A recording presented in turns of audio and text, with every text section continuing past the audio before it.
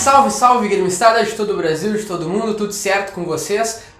Correia Gui falando, Guilherme Correia, e tá começando mais um vídeo no canal do YouTube da Rádio Pachola, Rádio Gremista de Porto Alegre.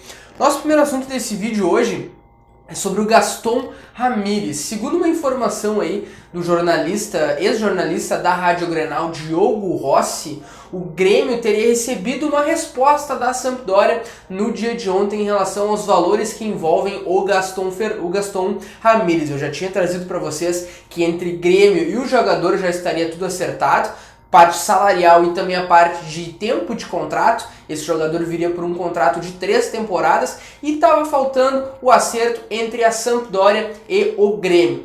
A Sampdoria, estipulou ao Grêmio um valor de 5 milhões de euros pelo jogador. O jogador vale 6 milhões de euros atualmente, ele tem o seu contrato se encerrando no meio do ano que vem, e a Sampdoria respondeu que consegue baixar os valores de 6 milhões para 5 milhões de euros, e esse valor poderia ser parcelado pelo Grêmio.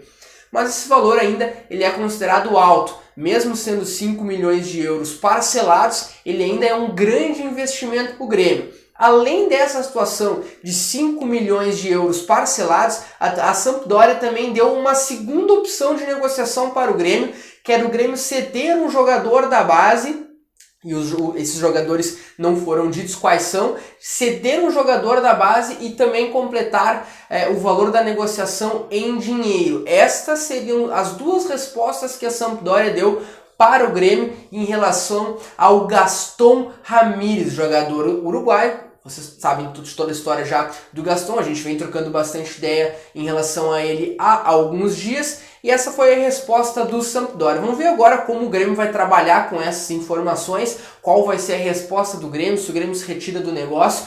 Mas eu vou contar para vocês, conversando com alguns dirigentes do Grêmio, assim, eu percebo um certo sentimento positivo em relação à contratação desse atleta. É um jogador muito bom, eu já dei todas as minhas indicações dele, e eu acho que, cara, dentro do Grêmio, o pessoal, os diretores estão começando a achar que esse negócio pode dar certo. Vamos ver o que acontece nos próximos dias em relação a isso. Nosso segundo assunto é sobre o Diego Churin. O Churin, que o Grêmio está tentando regularizar ele para ele estrear na Copa do Brasil na quinta-feira contra o Juventude, mas o Grêmio enfrenta problemas de documentos para conseguir regularizar o Churin junto ao BID. Eu conversei com um advogado do Grêmio, o Leonardo Lamacchia, e ele me comentou que situações documentais estão travando a participação do Churin, e a inscrição no BID do Churin para poder atuar contra o Juventude. A gente sabe que o Churin é um jogador argentino, estrangeiro, e para vir trabalhar aqui no Brasil ele precisa de uma série de documentos e também o seu visto de trabalho. É exatamente no visto de trabalho que está o grande problema. O Churin não vai jogar contra o Juventude por causa dessas questões documentais, o Grêmio não vai conseguir inscrevê-lo a tempo e, infelizmente, essa é a informação. Eu estava com bastante expectativa de conseguir ver o Churin logo na quinta-feira, mas parece que nós vamos ter que esperar para o final de semana. Uma outra informação pertinente aí que vem circulando bastante nas redes sociais hoje, e é uma informação trazida inicialmente pelo colega jornalista e narrador Daniel Oliveira, é sobre o Orejuela. A gente sabe que o Orejuela foi trazido pelo Grêmio por empréstimo até o final do ano, com passe fixado de 3,5 milhões de euros para ter 50% do jogador ao final do empréstimo junto ao Cruzeiro. O Grêmio, há uns dias atrás, fez uma proposta para o Cruzeiro para comprar os 50% do Orejuela, mas fez uma proposta mais baixa do que esse valor da cláusula de contrato, e o Cruzeiro não aceitou. Aí o Daniel trouxe a informação de que o Grêmio está pensando em compor um negócio de forma diferente. Seriam 12 milhões de reais, mais o Tassiano, de 25 anos, jogador aqui do Grêmio, e mais o da Silva.